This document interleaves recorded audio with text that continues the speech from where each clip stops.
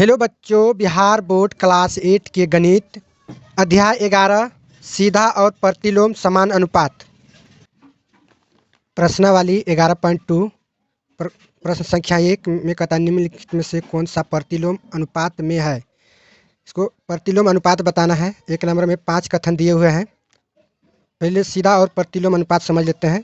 तो प्रत्येक सीधा समान अनुपात में क्या होता है, एक कलम का दाम 2 रुपया है तो 2 कलम का मूल्य 4 रुपया है। जिस तरह वस्तुओं की संख्या बढ़ता है तो उसका मूल्य भी बढ़ता है, तो वो प्रत्यक्ष सीधा अनुपात हो गया। अब देखिए प्रतिलोम में क्या होता है, एक मजदूर किसी काम को 4 दिन में करता है, अगर दो आदमी उसी काम को 2 दिन में कर देता है तो ये हो जाएगा प्रतिलोम समान अनुपात। समझ गए। प्रश्नावली 11.2 प्रश्न 1 में कहता है निम्नलिखित में से कौन सा प्रतिलोम अनुपात में है। इसमें देखिए टोटल 5 कथन दिए हुए हैं।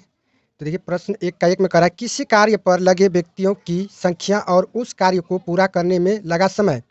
तो ये सीधी सी बात है कि ये प्रतिलोम हो जाएगा। तो इसको हम लिख लेंगे प्रतिलोम अनुपात।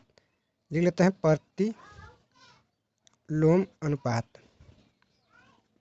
समझिए 1 नंबर का। देखिए दूसरा में कह रहा है एक समान चाल से किसी यात्रा में लिया गया समय और तय दूरी। तो ये हो जाएगा प्रत्यक्ष सीधा अनुपात। इसको हम लिख देंगे सीधा अनुपात।